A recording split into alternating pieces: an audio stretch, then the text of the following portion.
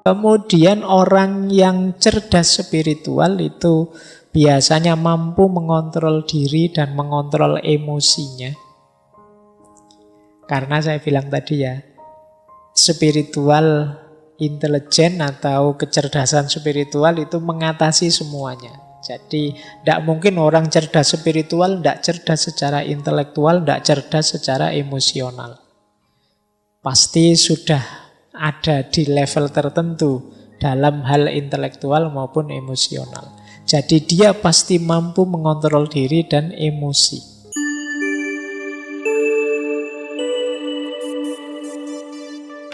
Assalamualaikum warahmatullahi wabarakatuh. Bismillahirrahmanirrahim. Alhamdulillahirabbil alamin. Assalatu wassalamu ala asyrafil anbiya'i wal mursalin Sayyidina wa maulana Muhammadin wa ala alihi wa ashabihi wa man tabi'ahum bi ihsanin ila yaumiddin. Amma ba'du. Bismillah. Mari teman-teman kita ngaji lagi ya. Kita lanjutkan lagi belajar kita. Malam hari ini kita lanjutkan pembahasan tentang kecerdasan.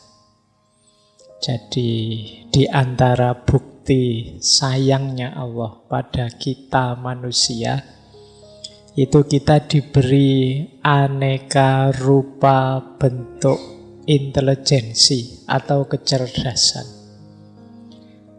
Hanya saja sayangnya tidak semuanya kita pergunakan secara optimal. Nah, belakangan kemudian kesadaran bahwa kita itu punya macam-macam alat untuk memahami hidup, punya banyak jenis kecerdasan. Malam hari ini kita akan membahas tentang kecerdasan spiritual. Baik, bismillah kita mulai. Saya awali dari quotes yang terkenal sekali, bahwa we are not human being having a spiritual experience, we are spiritual being having a human experience. Ini kalimat terkenal sekali kalau teman-teman belajar tentang spiritualitas. Yang maksudnya adalah kita itu sebenarnya bukan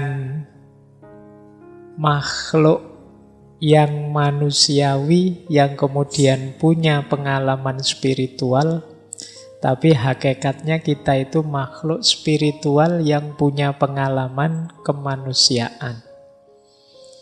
Apalagi orang beragama, kita yang muslim kan mengakui bahwa kita ini anak cucunya, baninya Adam. Yang Adam itu dulu hidupnya di surga. Hakikatnya dia makhluk yang sangat disayang oleh Allah. Hakikatnya kita itu spiritual. Cuma mendapat casing manusia. Nah ini quotes ini menarik. Mungkin ada yang setuju, ada yang tidak. Tapi nanti ada uraiannya untuk membuktikan mengapa sih kok kita itu sebenarnya hakikatnya makhluk spiritual. Jadi yang kelihatan ini dari luar ini hanya casingnya. Jadi kalau casing itu kan kadang tidak menggambarkan isinya. Kayak hari ini teman-teman misalnya HP-nya merek apa Xiaomi, tapi nanti casingnya iPhone. Nah, kan banyak saya kemarin lihat ada casing yang unik gitu ya. Jadi dari luar itu kelihatan kayak iPhone. Kalau nelpon diperlihatkan ini iPhone. Tapi begitu dibuka casingnya, oh ternyata bukan iPhone, ternyata Xiaomi. Nah, yang penting kan berarti intinya itu yang operatif, yang bermain itu kan yang dalamnya, bukan casingnya. Maka di dunia spiritualitas termasuk mistisisme sangat ditekankan kita tolong jangan berhenti di casing. Jangan berhenti di fisik. Ya, casing penting, Tapi yang lebih penting, yang intinya itu bukan di casingnya. Nah, maka manusia juga dijelaskan kita itu makhluk spiritual hakikatnya. Hanya saja punya pengalaman kemanusiaan. Nanti pengalaman kemanusiaan ini akan kita tinggalkan. Kita akan kembali ke hidup yang sejati, hidup yang spiritual. Baik, lanjut ya. Ini loh buktinya bahwa kita itu makhluk spiritual. Kita itu adalah satu-satunya makhluk yang diberi fitrah makna. Jadi kita itu makhluk yang selalu bertanya tentang siapa kita. Mengapa aku ada? Misalnya ada lagi yang tanya, kenapa aku menderita? Apa makna hidupku? Apa nanti yang terjadi setelah aku mati? Ini khas manusia. Makhluk yang lain tidak pernah menggelisahi ini. Jadi tidak ada kok selain manusia bertanya, mengapa kok aku menderita? Kenapa aku kok jadi sapi dulu? Akhirnya kemarin Idul Adha disembelih orang banyak misalnya. Dia tidak pernah tanya, kok hidupku ngenes tenan ya, menderita sekali. Tidak pernah tanya tentang itu. Yang bertanya tentang itu, membahas itu hanya manusia. Jadi ada kesadaran lebih dalam tentang hidupnya. Karena memang yang hakiki dari hidupnya itu ada di dalam, tidak di luar. Kita kan tanya, siapa sih aku ini lu? Padahal kalau ngaco kan sudah kelihatan, loh ini aku. Tapi kan masih tanya saja, berarti kan ada makna lebih dalam. Kita belum puas hanya melihat identitas eksternal kita, hanya melihat wujud fisik kita. Kalau sebenarnya kan jawaban gampang, kalau hanya dari luar kan siapa aku, tinggal nyari lemari yang ada kacanya terus, oh itu aku kan. Tapi kita tidak puas, bukan itu aku. Pasti ada sisi dalamnya. Termasuk kita juga tanya, kenapa sih aku dilahirkan? Kok aku jadi orang Indonesia? Itu pun jadi anak desa. Kok ndak anaknya konglomerat apa anaknya kok jadi, kenapa kok aku? Ini makna namanya. Jadi manusia itu makhluk yang selalu bertanya tentang makna. Jadi makna itu kan sesuatu yang tidak bisa dipahami hanya dari kelihatannya. Jadi makna itu kan selalu ada di balik realita. Misalnya minuman ini, kenapa sih kok Pak Faiz diberi minuman 2, kalau teman-teman kok cuma 1 misalnya. Loh, ini kan tidak sekedar adanya 2 minuman ini, tapi di balik ini ada makna. Mungkin penghormatan, mungkin penghargaan, mungkin basa-basi, mungkin macam-macam. Iya kan macam-macam, kan kita tidak tahu maknanya apa gelas yang 2 itu. Berarti apa? Dia tidak bisa hanya dilihat dari 2 gelasnya. Di balik 2 gelas ini ternyata ada makna. Nah manusia juga begitu, tidak bisa dia dilihat hanya dari kelihatannya. Maka kalian yang hanya sering tertipu oleh casing, sering tertipu oleh kalimat, sering tertipu oleh pernyataan, lupa bahwa di balik casing, di balik kalimat, di balik pernyataan itu ada makna. Ya hidup kita nanti jadinya dangkal. Dan itu sering jadi penyakit di era digital ini. Hidup yang tidak dalam. Kita melupakan sisi spiritual kita. Nah, jadi diawali dari sini ya, bahwa ternyata sisi spiritual hidup ini penting. Dan kita ini makhluk spiritual, ternyata juga kita punya namanya kecerdasan spiritual. Terus, nah sekarang saatnya kita latihan spiritual step. Langkah apa saja sih yang harus aku lakukan biar aku tambah cerdas secara spiritual? Nah, diawali dari kesadaran kekinian kedisinian. Nah, ini Mari kita bangun sekarang kecerdasan spiritual kita. Pertama-tama diawali dari penerimaan, ridho terhadap situasi kita hari ini apapun itu. Jadi awal ridho ini akan jadi kunci. Awal penerimaan ini akan jadi kunci. Kalau di awal kita sudah tidak terima, kita sudah menyangkal, kita sudah tidak puas, sulit kita menghidupkan kecerdasan spiritual kita. Yang ada hanya mengeluh-mengeluh, protes-protes, dan lain sebagainya. Maka yang pertama penting kesadaran kekinian, kedisinian.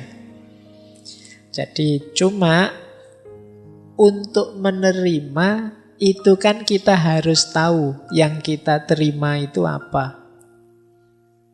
Nanti jangan-jangan ada yang bilang, kan tidak ada yang ngirim Pak, saya nerima apa juga. Jadi situasi kita hari ini, kondisi kita hari ini. Nah, untuk tahu situasi yang harus kita terima, disitulah pentingnya ilmu. Jadi pengetahuan, baik tentang diri kita maupun tentang situasi lingkungan di sekeliling kita. Oh iya, saya sadar aku ini sampai detik ini masih orangnya pemarah.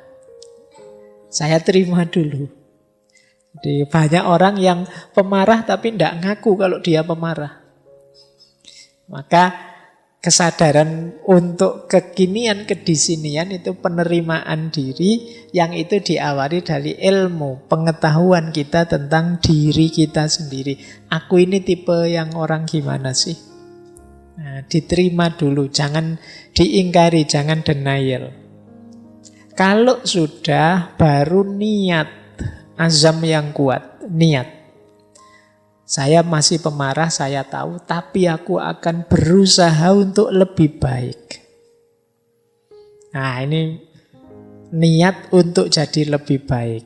Setelah kita terima diri kita apa adanya. Jadi ridho, niat, kemudian yang ketiga, refleksi tentang hakikat diri kita yang sejati. Kalau ini ideal. Aku itu seharusnya bagaimana sih? Nah, ini idealnya, yang nomor 3. Jadi ini mungkin aspek tafakkurnya.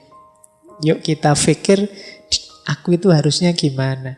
Mengapa sih Allah itu menjadikanku seorang muslim yang hidup di Indonesia, di desa ini, punya saudara seperti ini, teman-temanku kok tipenya gitu semua, dan lain sebagainya.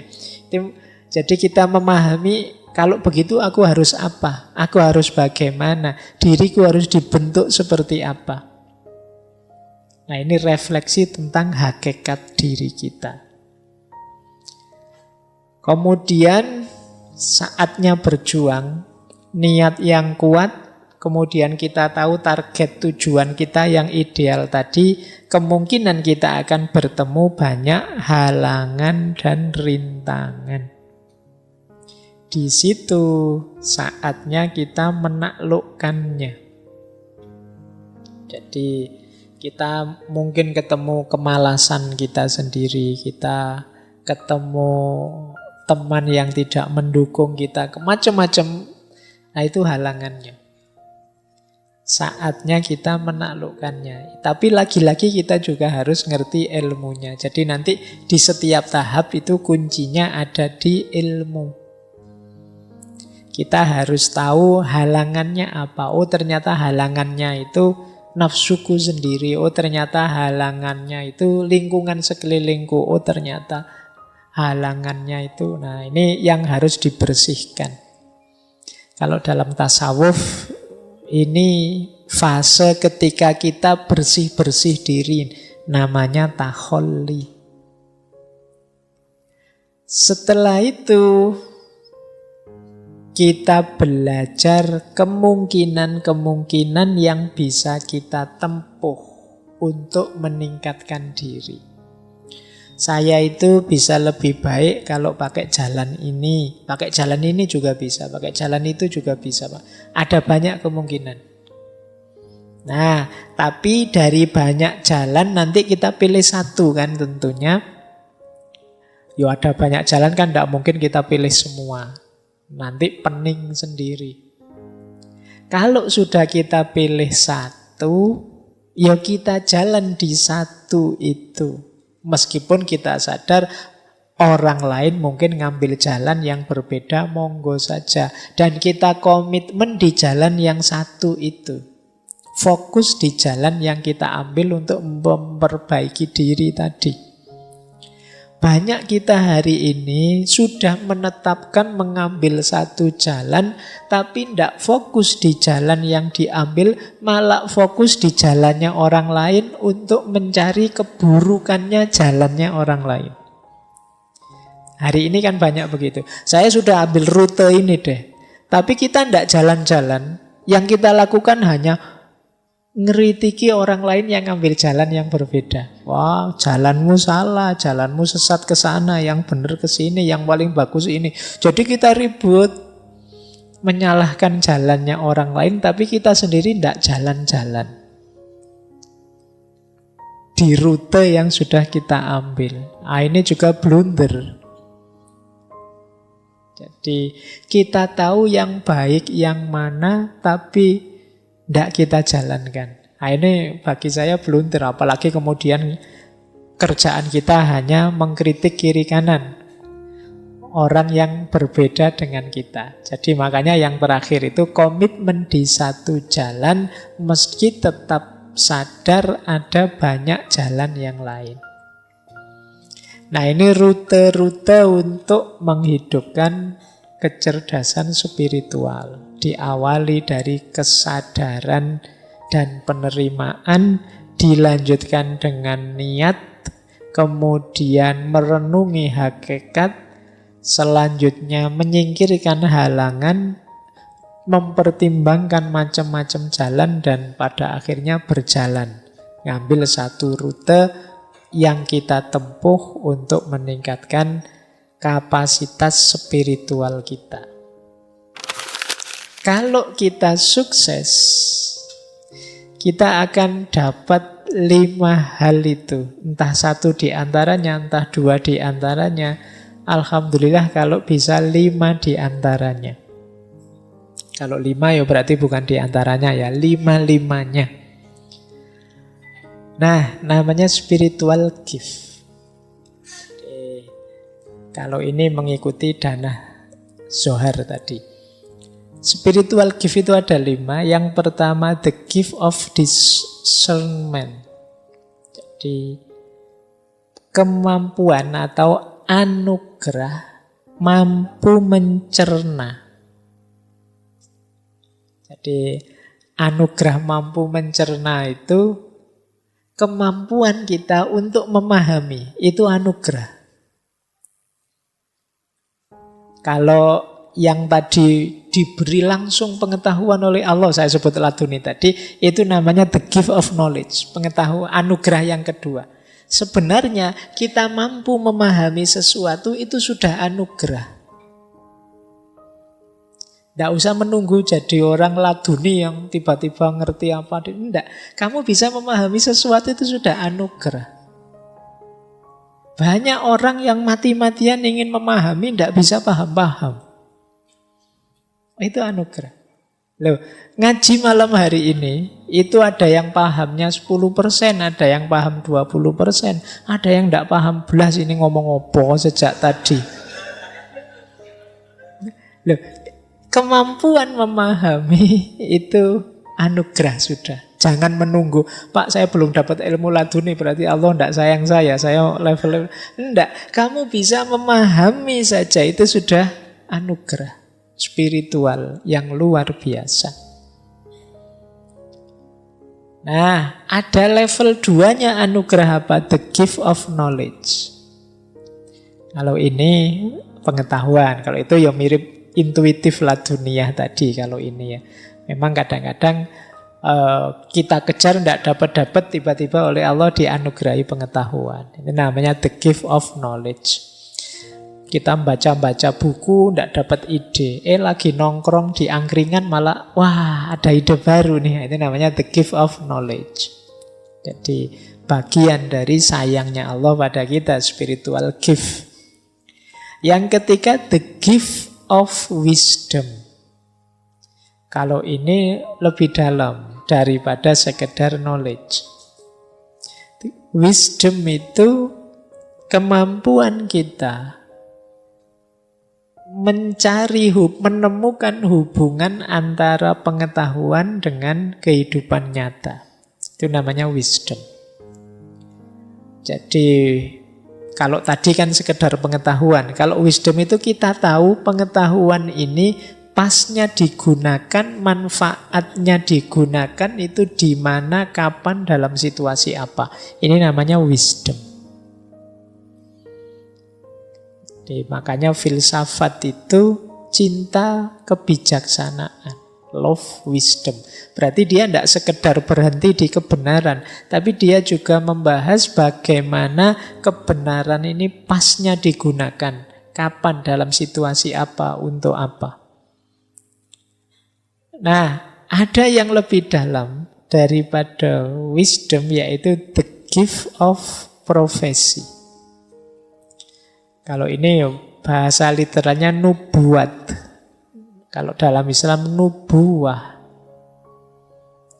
Kalau ini secara umum biasanya diartikan orang yang punya profesi itu orang yang bisa membaca secara luas dalam segala sesuatu, tidak hanya di masa kini tapi juga di masa depan dan masa lalu. Ini orang yang mendapatkan anugerah profesi jauh lebih dalam daripada wisdom karena jangkauannya jauh lebih luas, lebih dalam, lintas waktu.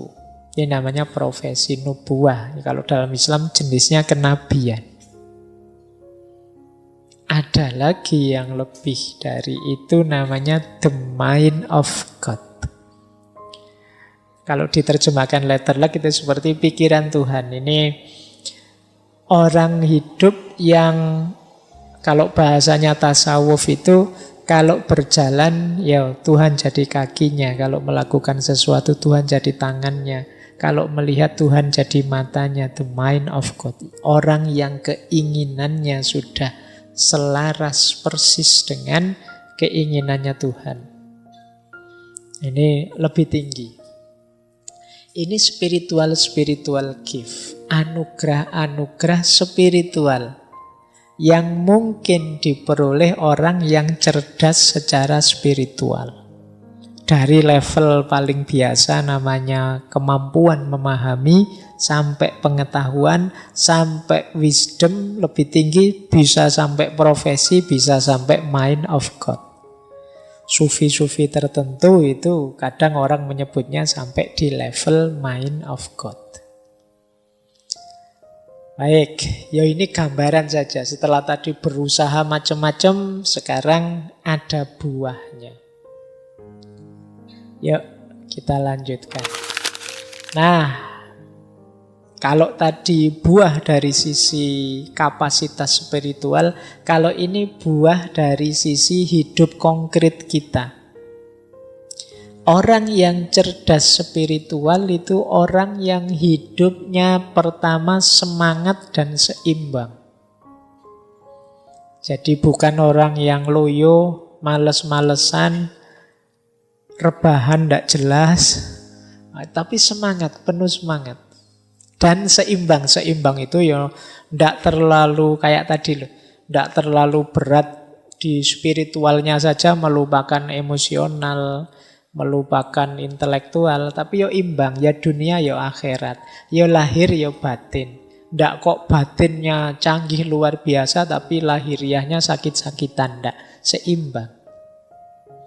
Jadi semangat dan seimbang. Kemudian orang yang cerdas spiritual itu biasanya mampu mengontrol diri dan mengontrol emosinya. Karena saya bilang tadi ya, spiritual intelijen atau kecerdasan spiritual itu mengatasi semuanya. Jadi tidak mungkin orang cerdas spiritual tidak cerdas secara intelektual, tidak cerdas secara emosional. Pasti sudah ada di level tertentu dalam hal intelektual maupun emosional. Jadi dia pasti mampu mengontrol diri dan emosi. Kemudian reflektif dan introspektif. Jadi mampu muhasabah. Orang yang hidupnya tidak asal-asalan, tapi hidup yang serba hati-hati, penuh refleksi. Nah, kemudian cerdas spiritual itu orang yang siap naik dan siap turun. Dalam tanda petik ya. Nanti jangan diartikan retterlek. Jadi siap naik itu orang yang sukses, ayo siap mentalnya, gagal juga tidak masalah, siap juga. Ditakdir seneng, alhamdulillah. Ditakdir susah, ya innalillah, semuanya miliknya Allah. Nah ini orang yang cerdas secara spiritual. Bukan orang yang kalau seneng lupa diri, kalau susah putus asa. Berarti kurang cerdas secara spiritual. Kemudian cerdas spiritual adalah orang yang mau berjuang sekaligus mau berkorban. Jadi ya ndak nyari enaknya saja terus. Banyak orang yang ketika berjuang, ayo siap aku berjuang. Begitu ditagih pengorbanannya, nanti dulu kalau itu. Ayo wis kita sukseskan program kita ini. Tapi ini biayanya besar loh. Oh, kalau itu nanti dulu. Pokoknya kalau ditantang siap, tapi begitu ditagih pengorbanan terus mengkeret semua. Nah, orang yang cerdas spiritual yo siap berjuang sekaligus siap berkorban. Nah, termasuk yang keenam, cerdas spiritual itu hidup dalam cinta dan pengabdian. Jadi hidup yang tidak egois, hidup yang ingin kesuksesan tidak dinikmati sendiri tapi juga berbagi dengan yang lain. Penuh cinta dan pelayanan pada sesama. Nah, ini ciri-ciri cerdas spiritual. Nah, sekarang strateginya. Ini tipsnya. Ada rumus hati, heart. Ini singkatannya. Ini biar kayak stand up itu terus ada singkatannya. Nah, hanya adalah heal in his presence. Jadi hidup yang sehat di hadapannya. Jadi H itu simbol orang yang sebut saja kalau bahasa agama khusyuk. Makanya itu manifestasi huruf H itu mindfulness. Hidup yang sungguh-sungguh, hidup yang khusyuk, tidak asal-asalan. Jadi makan ya dinikmati makannya serius sungguh-sungguh. Tidur ya tidur yang serius sungguh-sungguh. Kita kan jarang tidur serius hari-hari ini. Kita selalu ketiduran. Ya kan? Saya tidak tahu apa kalau teman-teman ini masih tidak kayak waktu kecil dulu. Cuci kaki, cuci tangan, terus ke atas tempat tidur, terus berdoa, terus tidur. Kan sekarang tidak begitu. Pokoknya capek ya ke atas tempat tidur, baca HP sampai ketiduran. Jadi kita tidak pernah tidur, yang ada kita ketiduran. Pasti tidak menikmati tidur. Tidak mindful. Padahal setiap aktivitas yang baik, yang bermanfaat, kalau mindful itu pasti manfaat dan efeknya luar biasa untuk hidup kita. Kalau serius, tapi seringkali karena kita tidak serius, ya kita tidak dapat banyak manfaat dari situ. Sholat, ngobrol, ngaji, silaturahim, baca buku, dan lain sebagainya, itu kan aspek-aspek yang kegiatan-kegiatan yang baik dalam hidup kita. Tapi karena kita tidak sungguh-sungguh, tidak mindful tadi, ya efeknya jadi tidak maksimal. Yuk kita nikmati ya apapun aktivitas kita. Sekedar minum teh, minum kopimu itu coba sekali-sekali dinikmati, dirasakan benar. Wong sekarang teman-teman makan saja kan didampingi HP. Jadi sambil makan, sambil nyekrol Instagram, sambil lihat Twitter, jadi makannya tidak dinikmati. Kadang-kadang kita tidak tahu, mungkin laukmu diambil temanmu apa kamu tidak, lu kok tiba-tiba habis.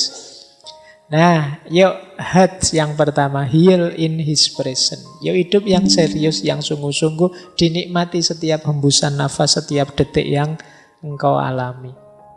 Yang kedua huruf E, engage with purpose.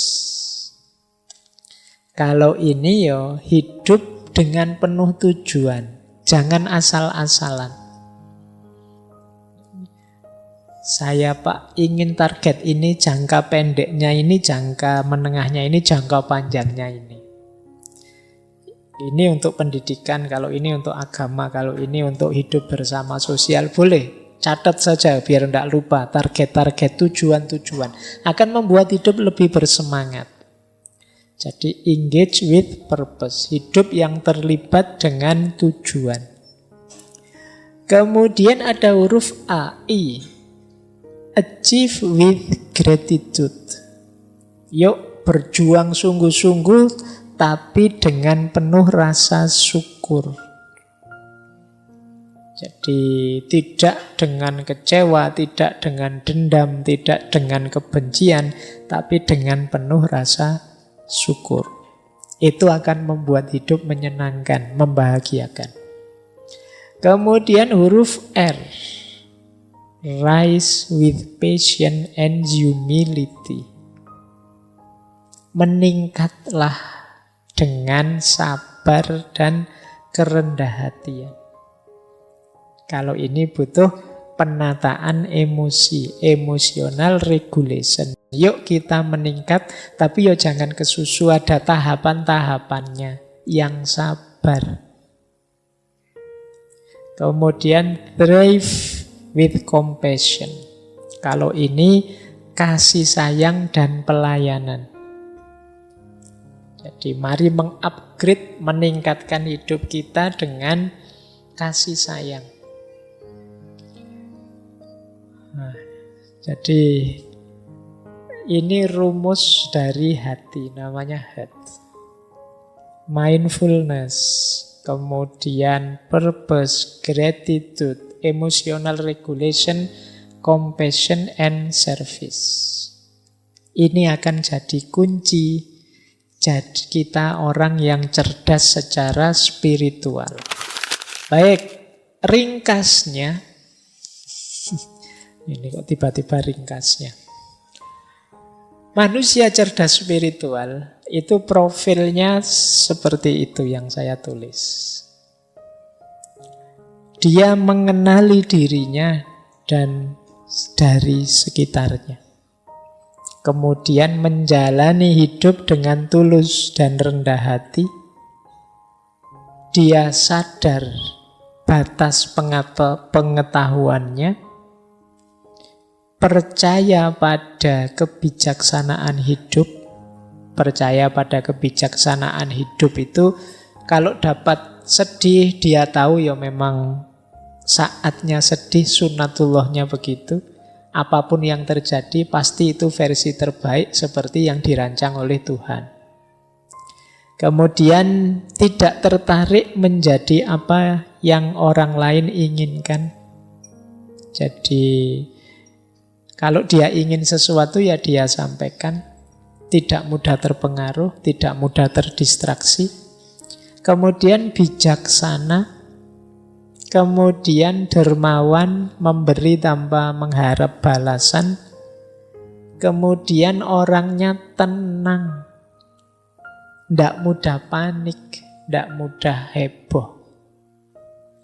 Kemudian merangkul siapapun yang hadir dengan rasa bersyukur. Jadi tidak milih-milih orang, tidak memilah-milah orang, melabel-labeli orang. Membersihkan diri dari keterikatan dunia. Dan yang terakhir, menspiritualkan pengalaman. Menspiritualkan pengalaman itu tadi ya, pengalaman apapun dihubungkan dengan Tuhan, dihubungkan dengan yang maha tinggi. Uang itu duniawi, kita spiritualkan dengan cara kita menyedekahkannya. Kambing kita itu harta duniawi, kepemilikan duniawi, kita spiritualkan dengan cara kita korbankan. Jadi ini namanya menspiritualkan pengalaman. Makan kita itu sebenarnya urusan perut saja, kesehatan duniawi biasa. Kita spiritualkan dengan cara kita niat makan biar kuat jasmani rohani untuk ibadah menjalankan amanat hidup dari Allah. Ini namanya menspiritualkan pengalaman. Jadi pengalaman apapun kita sambungkan dengan yang maha tinggi, dengan Allah.